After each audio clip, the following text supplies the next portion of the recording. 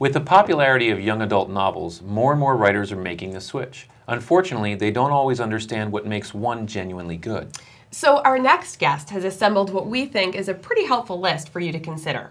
Here to share her insights on writing for the young adult market is Jennifer Walkup, a creative writing teacher and author of Second Verse. Welcome, Jennifer. Thank you for joining us today.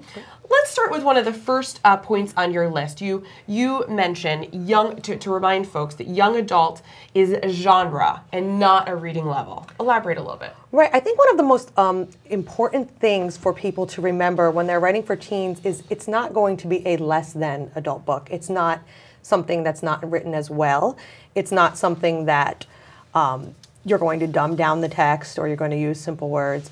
Do not underestimate teen readers. They're really, really smart and they can handle I teach them. anything. I totally understand what you're talking about. They're very, very smart.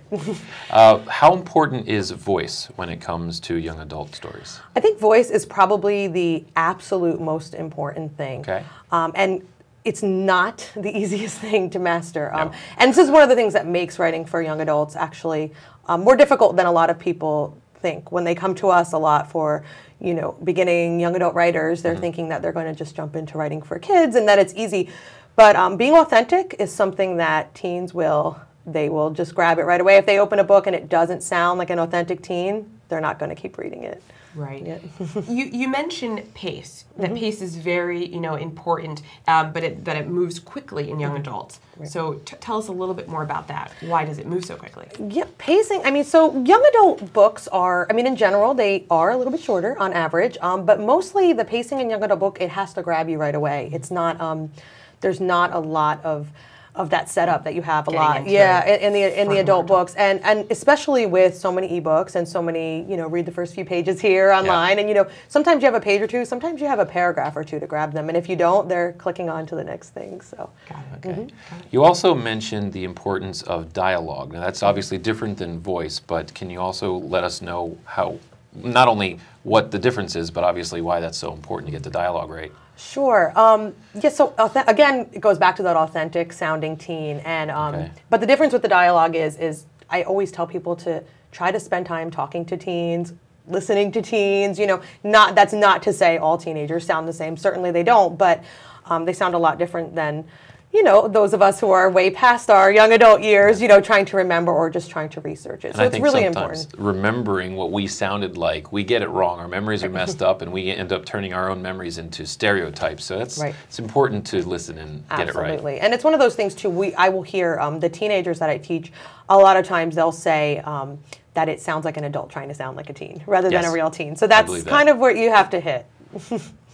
You do make the point that young adult novels, the primary target is young adults. Right. But talk to us a little bit more about that variation. Right. So, so obviously the target age group is young adults, which is between 12 and 18 typically. But research shows that actually that's about half of the readership, and the other half is usually like the 30-year-old demographic, men and women, but mostly women. Okay. What about getting teens to comment on what you've written? Yeah, it's important. Just like with any book you write, you should always try to get some readers in your target audience to kind of read for you. So I always try to have at least a handful of teen readers to read my work and make sure that I'm, doing what I need to do. Okay, so making sure that your target audience actually has, some say in. Absolutely, absolutely, because they will call you out on things that just aren't, sometimes much exactly faster right. than adults would as well. Yeah, absolutely, and they like being involved, Yeah, and that's true. it's nice to actually have, have your target audience actually reading at an early stage. And you note, as the author of young adult, you should be reading a lot of young adult yourself. That's what you absolutely a lot. Why it gets you in, again, the voice and the dialogue and all that stuff of the teen books, but there's also, it just puts you in that world kind of again, if that makes sense. And just kind of going through all of it, and I always say to go to the library, go to the bookstore, take out everything, because there is, you know, The Fault in Our Stars and you know, Hunger Games and Twilight and all those kind of They're popular very ones. different from one another. Absolutely, but some people that don't know about young adult, they think that's all young adult is. But there is actually, I mean, there's so much good young adult put out every year, from the really quiet literary books to the blockbuster, you know, the blockbuster. Making sure you're absorbing all different a little bit of areas. everything, yeah, a little bit of everything. So would you say that there are definitive subgenres of young adults? There definitely are. I mean, I think just as much as is an adult. You know, everything from fantasy and you know, the realistic fiction, of course, paranormal, romance, but there's also humor and there's action and there's horror and Are there any everything. that stand out that are a little bit more popular in young adult as compared I think it to like adults? depends, you know. I think there's waves of it, you know. Really popular right now is like the realistic contemporary fiction. Okay. That's kind of what's kind of happening now with The Fault in Our Stars and If I Stay. All the ones that have been made into movies this year, and Yeah. they're kind of making that trend go. So vampires are fading a little bit right now? For now they are until never the go next away thing. completely, Until yeah. the next thing, Until they'll absolutely. leave. Absolutely. Now, you remind us that no topic is off limits for young adults. Right.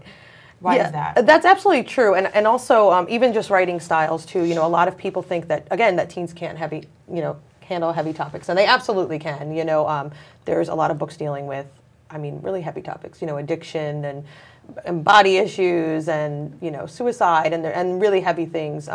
Family issues, abuse. You know, there's all those kind of things that don't really seem like children's, you know, teen book topics, but they absolutely are. And again, they can handle it. And sometimes you're reaching those readers who really need their stories. And they their get it stories. at that age versus, you know, much Absolutely. younger where it wouldn't be. Now, you also have the exact opposite problem, which is authors who think that every young adult story needs to teach some kind of a moral lesson, but that's not necessarily true either. Right. No, not necessarily. A lot of people do think that, and a lot of, especially beginning writers, think that. They set out, sometimes before they even know their plot, they know what lesson they want to teach. Okay. And again, teens will grab that so fast as preaching and just something that they're not interested in reading. What I always do, and what I always suggest writers do, is to just tell your story, get your character, get your voice right, and at the end of your draft, or your fifth draft, or 10th draft, or whatever, you may, you know, a lesson, you know, something might come out of it organically, and at that point you can kind of start, you know, teasing out other, you know, things thematically to speak to it. Okay, I like that. That's good advice. Yes. Thank you so much for being Thank here you. today. Thank you for having me. Yeah, there's a lot of quick information, very useful. Thank you.